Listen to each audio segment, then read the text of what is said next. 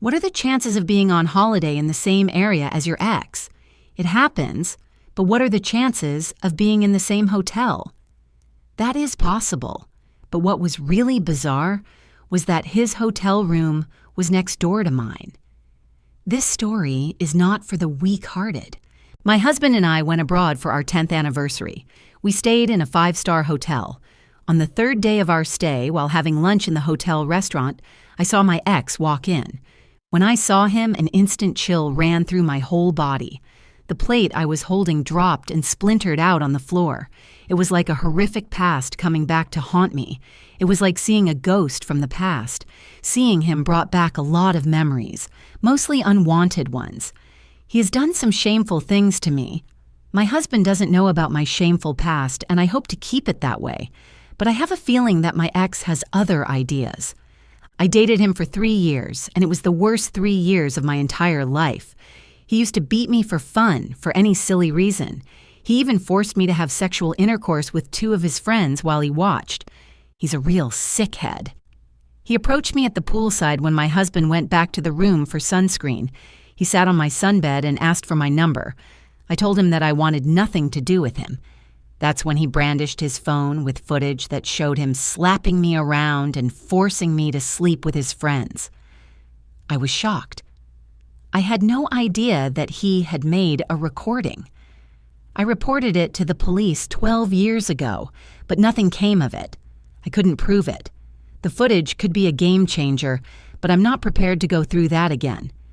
No one knows about that part of my past, not even my family. Seeing the actual footage is so disgraceful. Now he's trying to use it to blackmail me. It was like a nightmare happening over and over again. He said, if I want this to go away, I better do as he says and when he says. He told me that he was getting married at the hotel in a few days, but he came ahead of the bride and all the guests for his stag do with his 2 best friends, whom I should be very much familiar with. He wanted me to come to his room and entertain them, just like I did 12 years ago. As I replied to a message from my husband, he grabbed my phone and called himself, then copied a few of the numbers from my contacts, including my husband's phone number. I tentatively tried to stop him, but I was powerless. He told me that I better not let him down, otherwise my husband and all the people in my contacts would be seeing how slutty I am. I thought all that was behind me, but no, it's back to bite me. I told him that I was married and I have 2 children. That would be disrespectful to them, but he didn't care about that. I told him that I wouldn't be doing such a thing. Minutes afterward, my sister called me. He sent her a short video only showing my face to demonstrate how serious he was. I felt sick to my stomach. I rushed to the toilet to throw up. In the toilet, I had a long chat with my sister to explain the circumstances. She was really supportive of me. When I got out of the ladies' room, he was waiting by the exit. He grabbed me by my hair, almost snapped my neck backwards, and pulled me into the men's toilet, demanding that I perform an indecent act on him. Luckily, one of the hotel cleaning staff came in just in time before he got me in the cubicle. While all this was happening, my husband was in the pool, totally oblivious to what almost happened. I rushed out of the toilet and dove straight into the pool to mask my tears. If you find this story interesting so far, please don't hesitate to give it a thumbs up or even consider subscribing to help the channel grow. Thank you. Let's continue. At the hotel restaurant, when my husband went to get his dinner, my ex came over to me. He told me that his 2 friends would be arriving the following day, but he wanted me to come to his room that night. I told him that it wouldn't be possible. What would I tell my husband? He said to leave it to him. I had no idea what that meant at the time until my husband was struggling to stay awake. We had to go straight back to the room after dinner, and that was about 8 p.m. in the evening. He went straight to bed. My ex called me later that night and asked me if my husband was still asleep.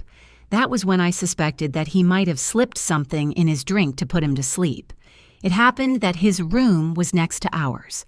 He told me to go out on my balcony and climb over the partition wall to his side. I said no, it's too risky. He asked me if I wanted to be caught on CCTV leaving another man's room while my husband was asleep. I was scared, but I put the table on the balcony next to the wall and climbed over. When I got over, his balcony door was open. I went inside. He was in the jacuzzi. He invited me to join him, but I refused. I wanted assurance that if I did what he wanted me to do, all footage would be deleted. But he didn't want to entertain anything about that. I kept pressing him about the recordings. He got really angry, climbed out of the jacuzzi, and grabbed one of my hands. I felt all the fear of 12 years ago happening all over again. I was scared. I reached for the bottle of champagne in the ice bucket and accidentally smashed it on the side of his face. Because his feet were wet, he slipped and hit his head on the edge of a table on the same side that I hit him. Blood was gushing out all over the place. He wasn't moving. I didn't know if he was dead or not. I panicked and climbed back over the wall without even using the table. This was about 9 p.m. that night. I lay next to my husband. I couldn't sleep. I was just whimpering. Around 3 a.m., my husband heard me crying and woke up.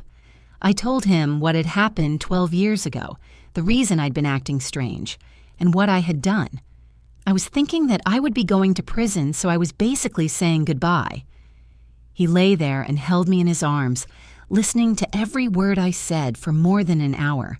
He asked me if I was certain that my ex was dead. I replied no. I was surprised when my husband suggested that we go over there to remove any trace of me being there. I was terrified to return to the scene, but my husband helped me pull myself together. To cut a long story short, we went over the wall. He was dead, all right. We wiped away any evidence that could link me to the crime scene. We slid back the door. I wanted to take his mobile phone with the footage, but my husband said no. The next day, we acted normal. Around midday, the hotel staff went to clean the room and discovered the body. The hotel staff, who saw him try to drag me into the men's toilet, reported the incident. When the police questioned me about it, I told them what had happened 12 years ago, and how he was trying to use the video footage of me on his phone to get me to sleep with him and his friends. The police investigation concluded that he slipped after coming out of the jacuzzi and hit his head on the table. After my statement, the police accessed my ex's phone and found footage of not just me, but of several other girls who they had done the same thing to. When his two friends arrived, they wasted no time arresting them. If it wasn't for my husband, I probably would have confessed to his death and ended up in prison. Something my husband said to me gave me a massive relief. He said, "What happened before we met is of no concern. It's what you do while we are together I'm concerned about, so I won't judge you." If you found this video interesting, don't forget to give it a thumbs up and subscribe for more insightful content. Hit the notification bell so you never miss out on our latest videos. Thanks for watching, and I'll see you in the next one.